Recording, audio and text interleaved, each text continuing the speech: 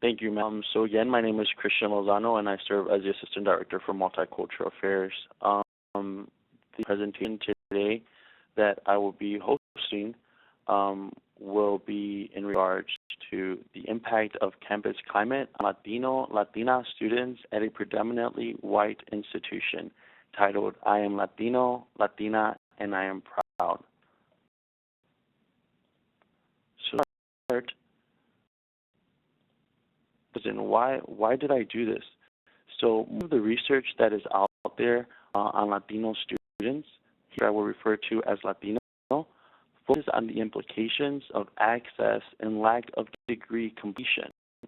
However, there needs to be further examination as to how the campus climate impacts Latino students' academics, social life, emotional well-being, and this all relates to their overall sense of belonging on campus. This offers an insight as to what some of the experiences of Latino students attending a highly selective PWI and provides feedback as to what they seek in order to feel welcomed on campus and some of the necessary resources they require to be successful.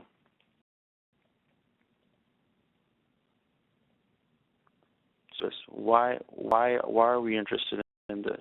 We need to better understand how the campus climate impacts the experience of Latino students at a PWI. This all is applicable to those other institutions, four-year institutions, that they can relate to, so academically, socially, and emotionally. These are three factors that we need to look at individually because sometimes when there's an imbalance, it impacts the students in different ways. So we know that these students need to be supported academically. That's why they're on campus. They need to have a social outlet, social life. And emotionally, these students need to be able in most stage so they can concentrate in class, be able to wake up in the morning and attend class and feel prepared to take on the day. Higher education professionals need to ensure they better understand how Latinos, the culture, and how the campus climate impacts their ability to succeed on campus. Also needs to address the impact of campus climate on Latino students' needs. It needs to be intentional and campus-wide.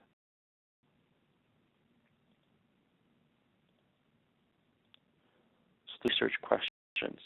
How do Latino students perceive the campus climate at a PWI? How does the campus climate impact their academic, social life, emotional well-being? And what resources and or interventions should be established to help Latino students feel a sense of belonging on campus? So what is campus climate? So according to us, a campus climate culture can be defined as a collective, really shaping patterns of norms, values, practices, beliefs, and assumptions that guide the behavior of individuals and groups in higher education. They provide a framework of reference within and interpret the meaning of events and actions. So this is a normative and the social glue that holds an institution together. It shapes everything that happens on a college campus. The climate is essential. We guide our work with the campus climate. It impacts the students in different ways, not just Latino students, but all students at the university. So importantly, we can also state that the campus climate at most institutions reflects a white middle-class male values and histories, which is why it's very hard for many multicultural students to adapt and acclimate to universities that systematically already have an atmosphere that does not reflect their identities.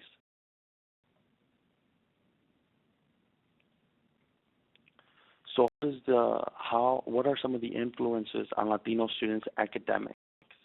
So first of all, given there's a smaller subset of Latino college students at selective institutions, most on Latino college students tend to use samples from community colleges or Hispanic serving institutions, using a deficit perspective and paying relatively little attention to the actual growth or development during the college years. Not saying that information is invalid, it's solely focuses more so on the experiences of students who are attending community college or Hispanic serving institutions where they may have more resources available to them. Consequences of discrimination from campus faculty and staff have major impacts on students. Students have reported that discrimination from campus administrators, advisors, and staff has a negative effect on their ability to succeed on campus. More so, students attending more selective or larger institutions tend to report less frequent or fewer personal interactions with faculty compared to their counterparts who may be attending less selective or smaller institutions throughout the nation. Lastly, there's a lot of researchers that have also found that the perceptions of discrimination and prejudice in the classroom are associated with students' classroom performance, academic experience with faculty, campus social experiences, intellectual development, commitment to the institution, directly decision to stay at the university. So once students come into campus and they are now experiencing the campus climate, they may leave the institution because they do not feel welcomed on campus. And we often see that more often than we would like in many institutions. So a very important aspect of the Latino students' experience while in college is what are some of the influences on their social life. So as we know, student organizations have been established in universities and college campuses to provide an opportunity to interact with students who have similar interests. In effort to support multicultural students, universities have developed established ethnic student organizations. Very important, particularly at PWIs, where ethnic student organizations offer students a crucial avenue for integration with other students of color at PWIs. This is an avenue for students to interact with students that look like them. This is very important as it creates the environments where students of color can embrace their own culture. They don't have a feeling to hide it, and by doing so, it can enhance the opportunity for your university to embrace diversity and student success. This is very true and is found in the Latino student population, who we're concentrating on here in this webinar. With respect to co-curricular diversity, Latino students report that Latino student organizations, ranging from pre-professional to activist organizations, help them in the following three ways: explore their racial and ethnic identities, and community role models from their own backgrounds, and engages a more meaningful experience in college life. This also indicates that Latino students who are invested in co-curricular opportunities are most likely to build a sense of belonging on campus, while at the same time they become more aware of the campus climate. Now, there'd be a good thing and a bad thing depending how you see it. As a result, Latino students who tend to be more socially connected to the campus and feel a sense of belonging at the institution, they tend to be the most critical of the campus climate. This all leads to Latino students becoming more conscious of the inequalities and also encourages them to build a critical consciousness to challenge these inequalities. There's many other research that indicates that ethnic minority students to spend more time on non-university activities opposed to formal activities that we may provide at the institution. Activities may include spending time with their family, functions, and oftentimes time spent alone. It's also valid to point out that it is common for students with lower socioeconomic backgrounds to spend more time working and less engaged in co-curricular activities, the part of the culture of the student population.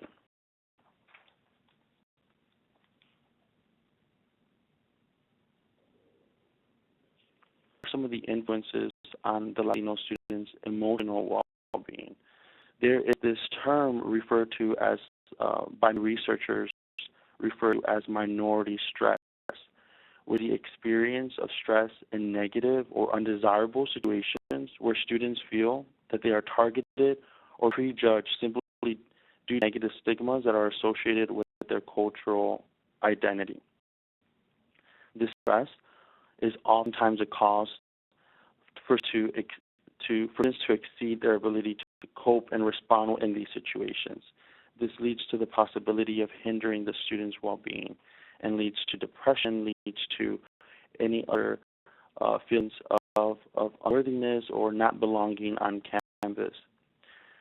Minority stress, academic concerns, and the negative perceptions of the campus climate contributes to and reduces the college persistence of Latino students and contributes again to that variation of students feeling depressed. So the sources that these students reach out to cope with the emotional distress is their family and peers. Research indicates that family serves as a source of emotional support and encouragement for Latino students. There's much research that supports that peers is a more effective when coping with the stress of college because peers are more likely to be of similar age and have some of the same educational pursuits. They are perceived as being able to prove the appropriate type of assistance. Also true when peers of Latino students feel that they better understand how to navigate the campus. They get advice from these students, and they understand the value of studying in groups. So these students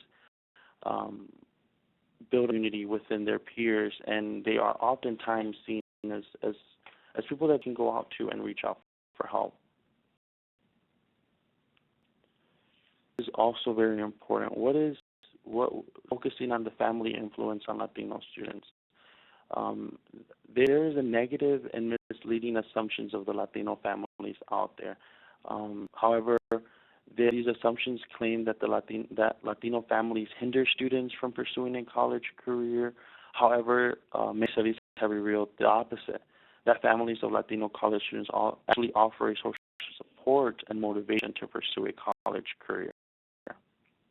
Latino families play a critical role in encouraging their students to pursue higher education. And Latinos relate that back to many Latino students that have advanced degrees credit their families that support them for being able to succeed in college. And another thing that we need to validate is, although many Latino families may not hold extensive institutionalized knowledge of college, they, however, do offer wisdom and support that is very helpful for Latino students to pursue higher education. Many researchers refer to this as familial capital. It is very important to highlight the benefits of having older siblings who have attended college or those family members that have attended college, because they serve as role models of these students, and they can oftentimes reach out to them for wisdom on the application process or how to navigate coursework, and oftentimes go to them to get some tutoring advice on their courses as well.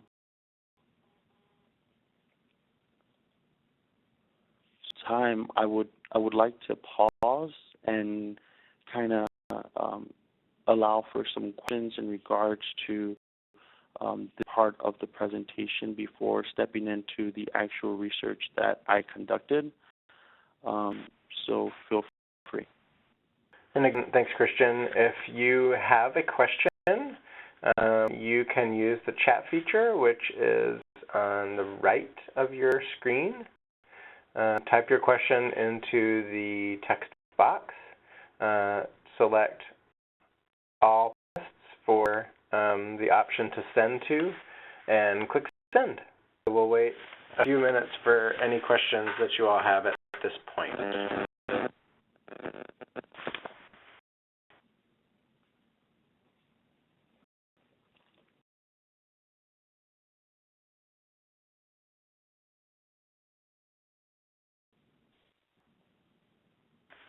Getting some love for the term familial capital. Definitely. If you could expand on it. Well, familial capital, that was a term that within my research I found that was being used by researchers. And I also became a fan of that term because we don't do that very often.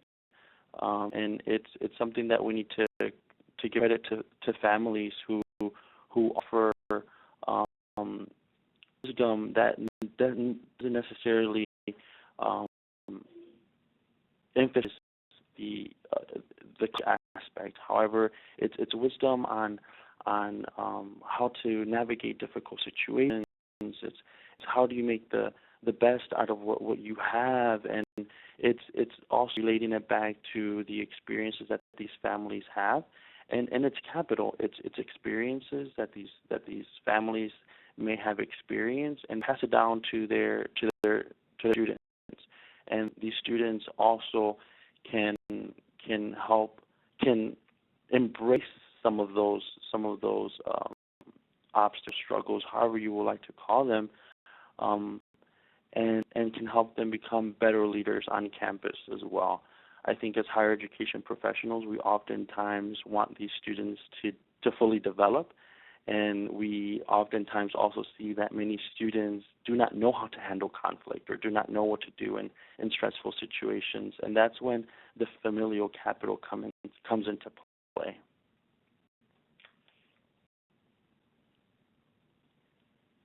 All right, so go ahead. It looked like there are any other questions, so thanks. Sure. All right, we will then now step into the actual research that I was able to conduct and get some feedback from those students and how it relates to the work that we're doing. So this was an explanatory mixed methods approach, and I used both quantitative data and qualitative data. There were a total of 20 students that participated in the study. They completed surveys and as well as participated in one of 3 focus groups that were conducted.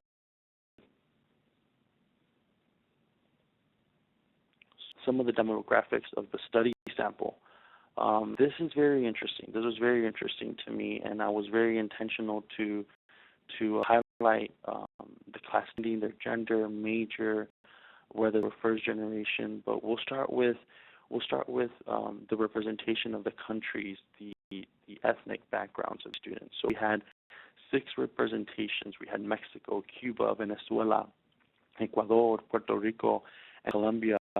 And they're very important for me to highlight because these are very proud of their ethnic background, their ethnic groups. So it is important to acknowledge and to highlight as well. The ending, there was an equal representation from the first year experience to the senior experience. I wanted that to be equal as well, because you can often have a large first year experience, and you'll get that honeymoon stage that these students are loving it, and you just see the solely positive things of campus. And then the seniors, they have been there for 4, 5, 6 years, and they are more aware of how the campus climate is on their campus. What is it that they had trouble once they entered the university, and what is it that they see now as they progressed in their development? So those students that were a bit more critical. So that was very important to have that equal sense in presentation of these students. In gender, I did not want this study to be biased based on gender and to represent just more so the voice of the males or versus the females. So I wanted it to be equal throughout their gender as well. It is also important to highlight that these students had very specific majors and were necessarily in the liberal arts within majors. There was the largest were students who were in the engineering program. Their students were in the business programs and in the sciences, with media communications being represented and also theater. The average GPA of these students were 3.2 GPA from a 4.0 scale. That is also very important to highlight as these students are performing at a very good PA, and they're succeeding inside the classroom. And that I found most interesting was the fact that a lot of these students were not first-generation college students, with 80% indicating that no, either one or both of the parents went to college, and many of them went on to receive degrees. And 20% said that yes, were a first-generation college student. So what were some of the results from the studies, from the focus groups? I highlighted some of them. So being Latino has indeed impacted the overall sense of belonging on campus, stating that 65% of them felt that their Latino culture impacted one way or another their experience on campus. Also, research sample did not feel that their Latino culture has been an obstacle in the campus climate on campus, with again 65% of them indicating that they felt that being Latino did not hinder anything. It was just they felt as though they were just another student inside the classroom. And then leads to how they felt. So their Latino identity was very important for their own personal identity, and the 95% of them stating that. And this refers back to if they are Mexican American, if they are Puerto Rican, if they are Colombian, this is where they refer to. It's their own identity. The majority, again, 95% of students felt that they were very satisfied with their academics, with their social life, and their emotional well-being on campus. However, the research sample did reveal that there are some microaggressions that occurs inside the classroom and in social settings. I would like to focus a little bit on that because I know that contradicts the 95%, and I wanted to talk to these students about that. And what I got from that was that the majority of the students, for the most part, they had attended private high schools, private middle elementary schools growing up. So the experience that they were experiencing on this college campus was very similar to those experiences that they had experienced while they were younger. So as many times, many Latino students who enter a university, a four-year institution, may not come from the same background. These students may come from high schools that are fairly diverse. They always see other students that look like them. So when they're a college university setting, they feel as the other, and they feel and sense those microaggressions even more. However, these students in this sample were able to cope with it a lot better because of their past experiences. So that's very important to know, that not just because these students were satisfied with their academics, their social life, and their emotional well-being at this PY, it does not say that these microaggressions are not happening, because they are.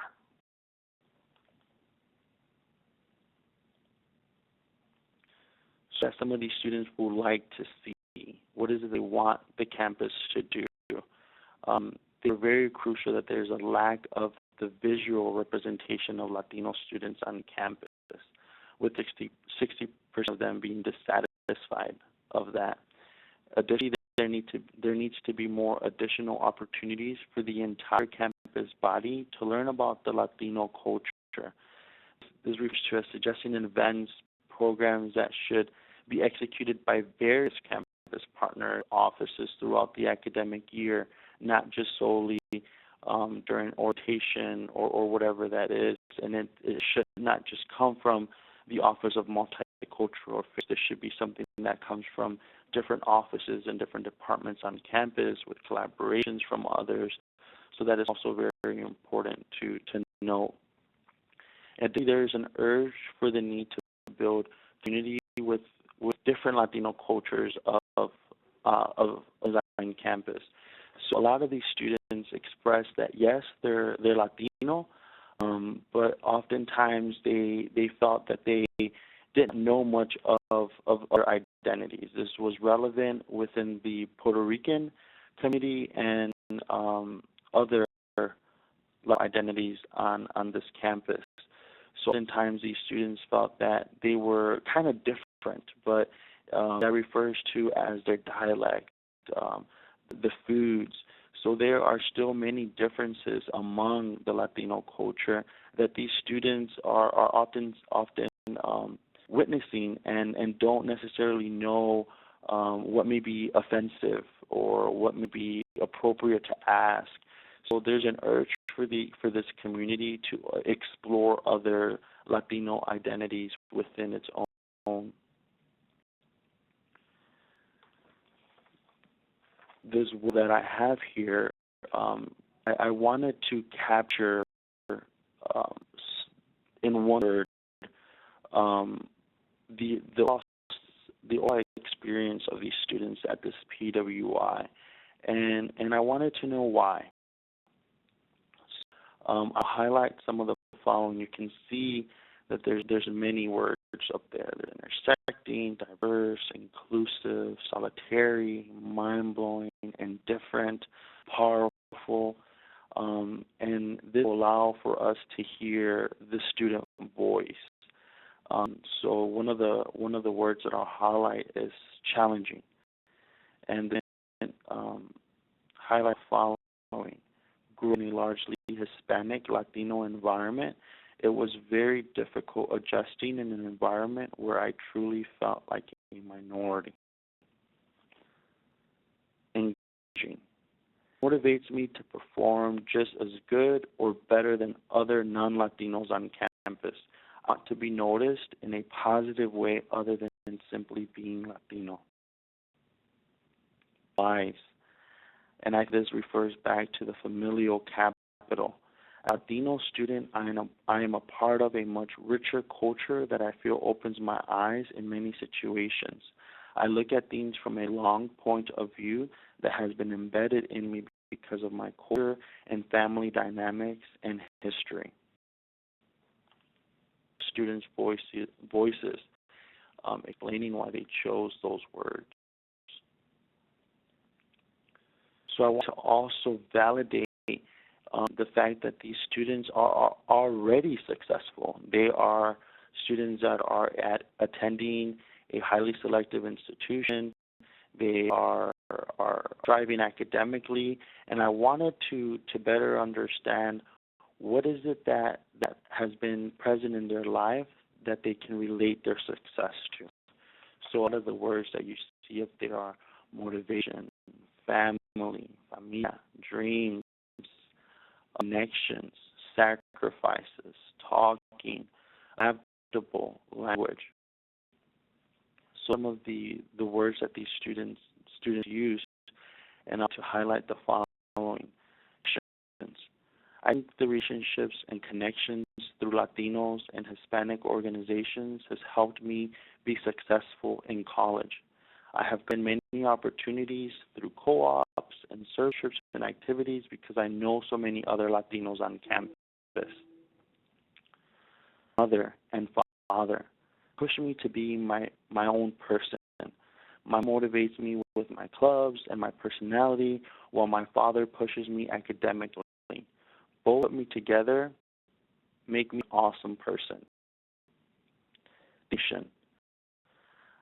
I came this far because of my strong work ethic. I do not let my race be an obstacle on stopping me from being successful. So a lot of self-determination here from the student.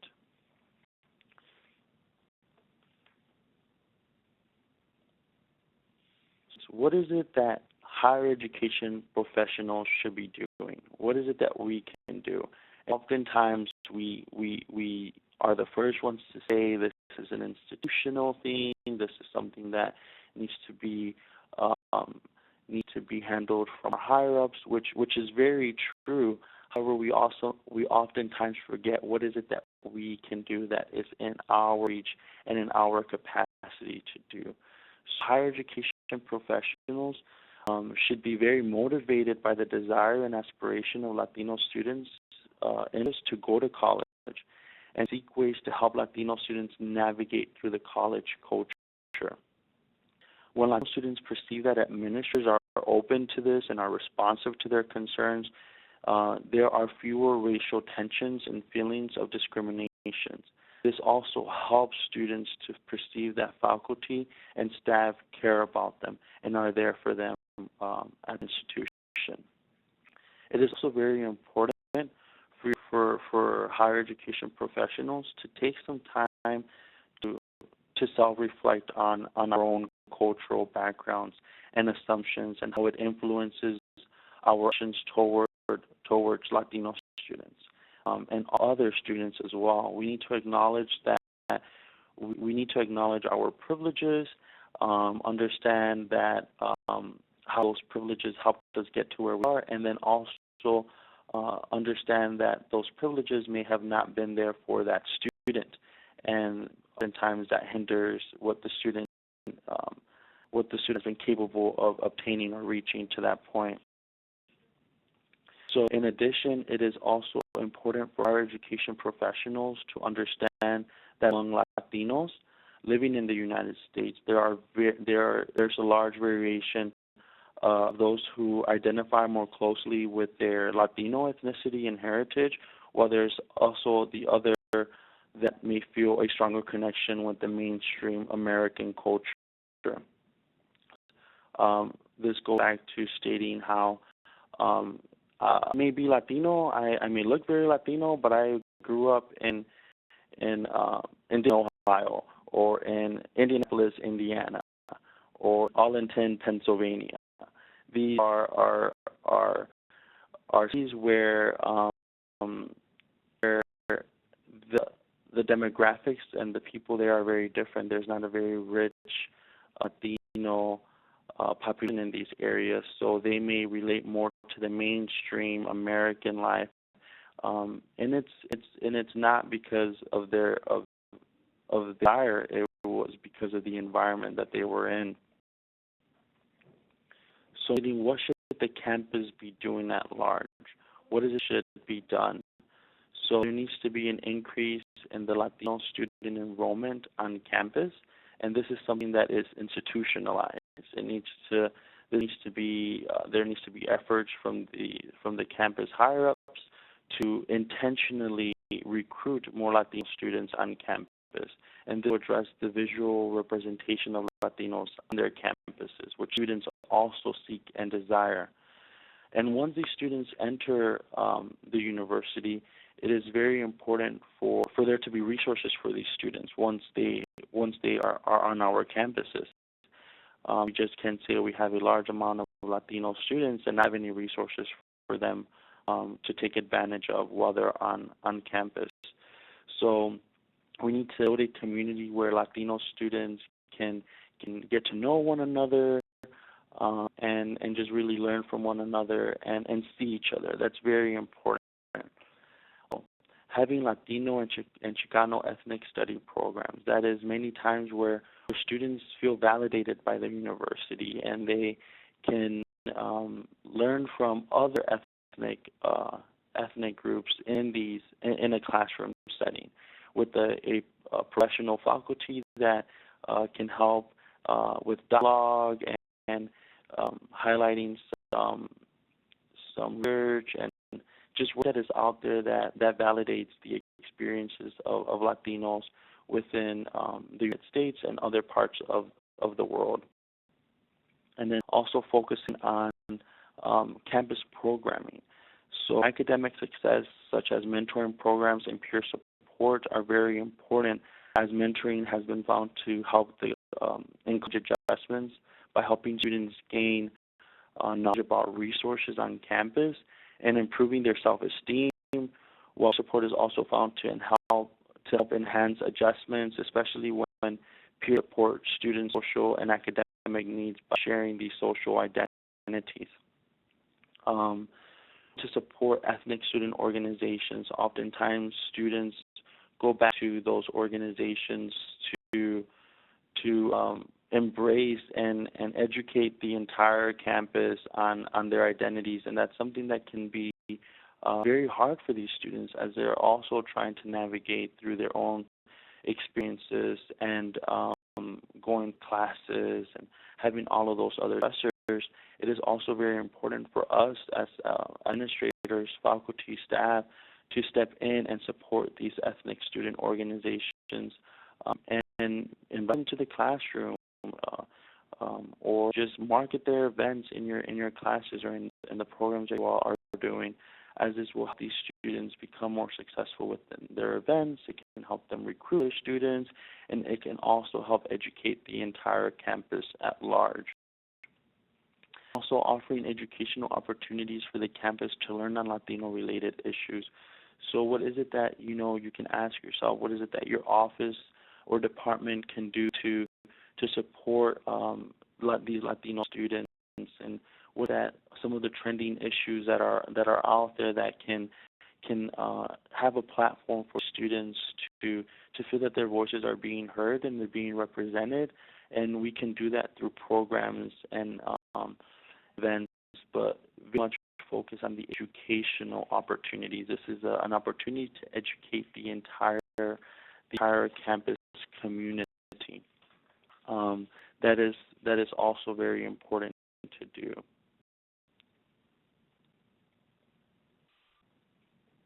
At this time, that was basically what I have prepared for you all. Is there other questions? Is there something that I have said that maybe triggered curiosity on other terms?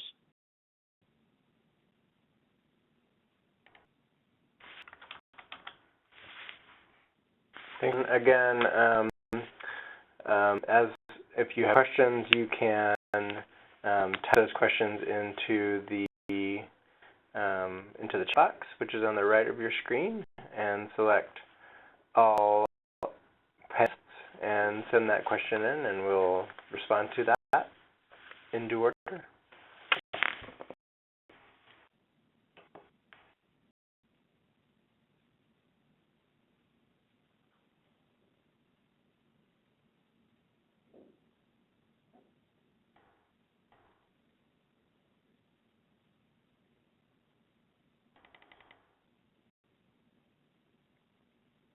We're waiting to see if questions come in. I'm interested to hear about your response to, or how you with this research and your work in this regard has any impacts that you've seen, or how that's changed your thought given the current climate around identity and campuses, whether that's happened at Long Beach or not. What are your thoughts on that? So do you have a question that's come in? If you want to skip to one of those.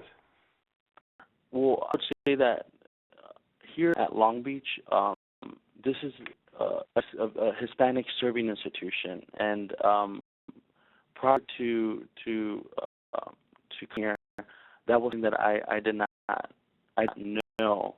However, I think the primary reason because of that, it's a Hispanic serving institution solely because of enrollment, and that is something that should be validated, because sometimes there may be other Hispanic serving institutions that are identified as such because of their enrollments. However, I can say that there isn't necessarily anything that is established here on campus that focuses directly on the Latino experience, or how is it that the university can be more supportive. I can also state that, having 4%, almost 40% Latino student population on this campus, there's only about 3.5% of African American student population on this campus. Having that large gap can be very controversial.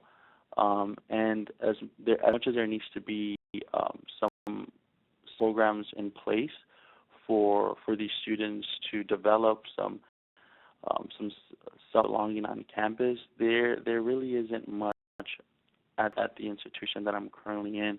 However, I did see more of that at my prior institution, where things needed to be more intentional, because it was the opposite of that. It was 90% white, and it was like 4% of each of the ethnic groups.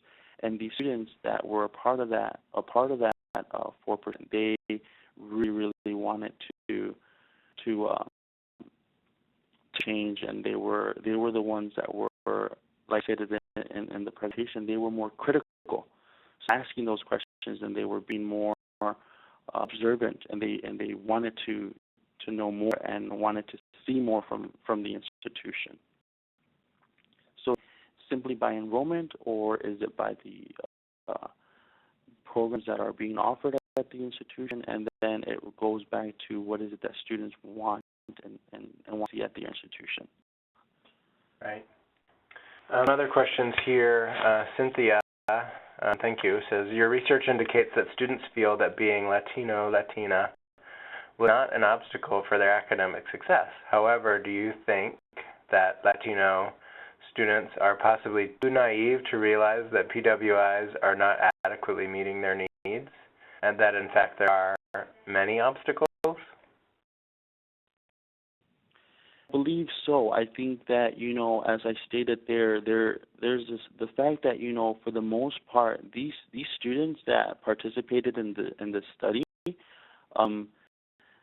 they come from families who would have to say that demographically, without looking into the Latino aspect, they come from families that are making over $200,000. They are coming from that are well educated. They are coming from schools that are private. So a lot of these identities, characteristics reflect those of the majority student population that attended this institution as well. So I don't necessarily know if they're being too naive. I just think that relates back to how their environment has impacted that sense of feelings. However, these students were very smart. They do pick up on the microaggressions that occur in the classrooms and in the social settings. However, I also would think that they may feel that it doesn't relate to them. They're not talking about me, they're about the other. But at the same time, those are obstacles that they're facing, but they have also faced that before while they were enrolled in these high schools, or so it's nothing new to them. I don't necessarily know if they're being naive. I just think that their environment has really highly impacted that way of thinking.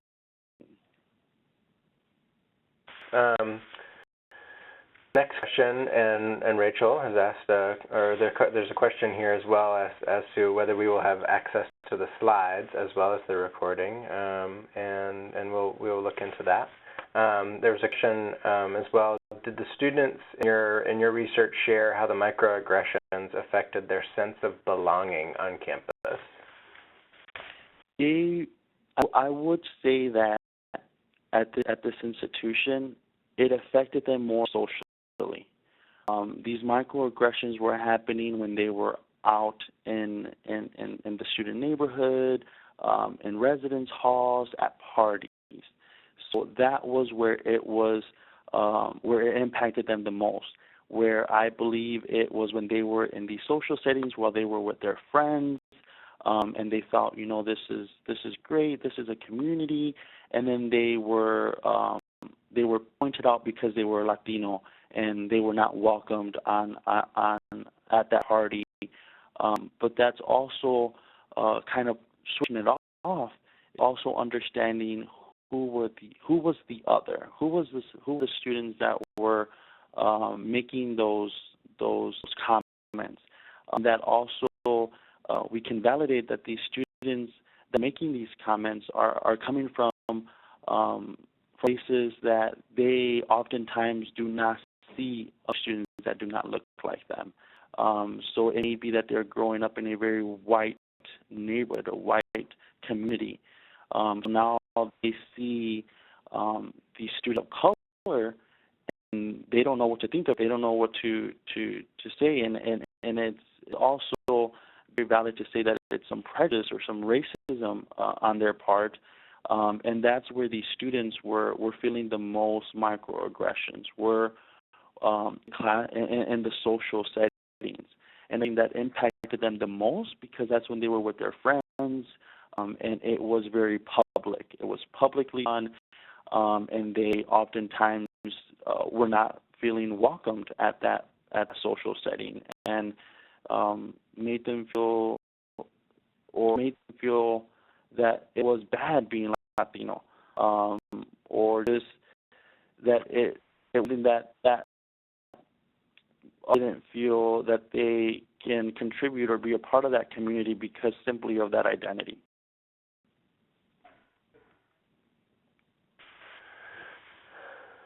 Thank you. Very own Roseanne Santos, who was unable to join us on the call, at least audio, typed in a question: how do you recommend buy-in from administration and non-Latinos? So why a Hispanic center, not a African American center or a multicultural center, intercultural center?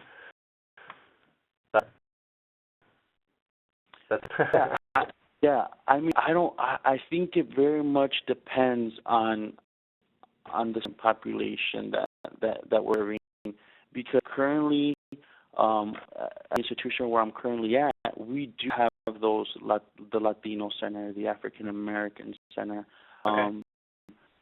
But I think that it's also a model that may be a bit outdated now that many universities across the country are going into cross-cultural centers or the multicultural centers. And I think what's unique about each is that while if a center focuses solely on Latino or an African American center, they're solely concentrated on the needs of that particular student population. That allows for the opportunity for the other voices to be heard. If there's only a Latino center, an African American center, and let's say an Pacific Islander center, there's no other room for that Native American, that American Indian. So it can also be very focused, while the multicultural center is a center that embraces all of the identities. That's where we can be kind of creative and bringing in staff that can focus on these different identities, but not solely identifying or targeting students because of their identities. Thank you. Maybe our last question from Aaron Jones. How can we connect this to leadership? How institutions use this research and the impacts of campus climate to advocate for students and encourage them to self-advocate?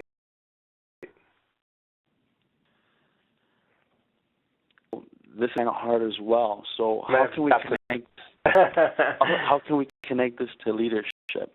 We are serving students, and students are unhappy, and they're coming into the institution, and they're not sticking around for that second semester, second year, and most importantly, if we're not graduating these students, we have to go in and see what is it that we need to be doing, or what is it that we're doing wrong on our campus. Why are these students leaving?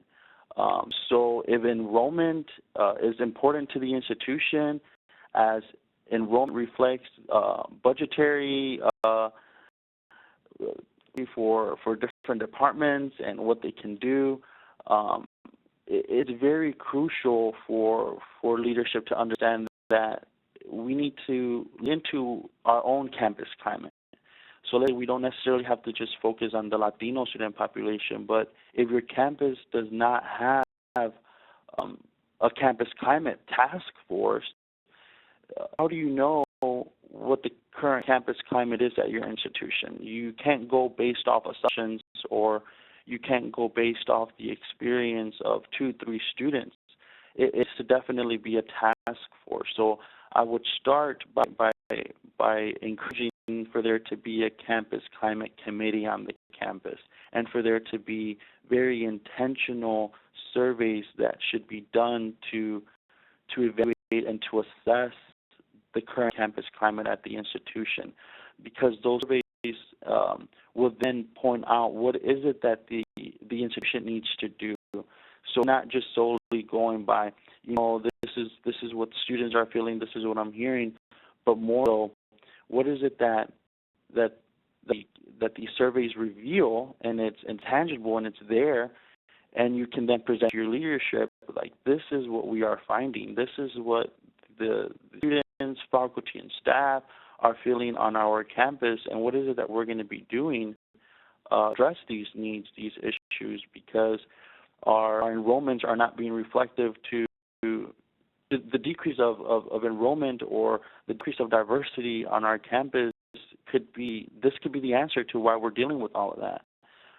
So I think it's having that task force and having those tangible things that you can say, hey, this is what we're dealing with, because sometimes that's what they really want to see, or they may know that's what's going on, but without actual proof, it's easy for leadership to just look the other way. Thanks, Christian. And I mean, we could probably keep talking about this for quite some time.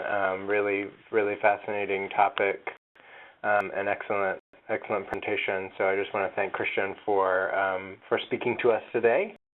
As well, hope that you remain connected to the SLPKC. As I said at the start, we're of the webinar series that we have to offer, and a diversity of speakers.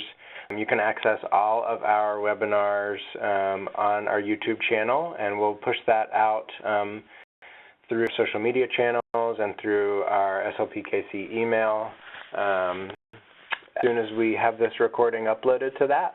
So you can pass this along to colleagues to view at their leisure. So, but again, wanted to thank Christian thank you, sir, for his today and for presenting to us.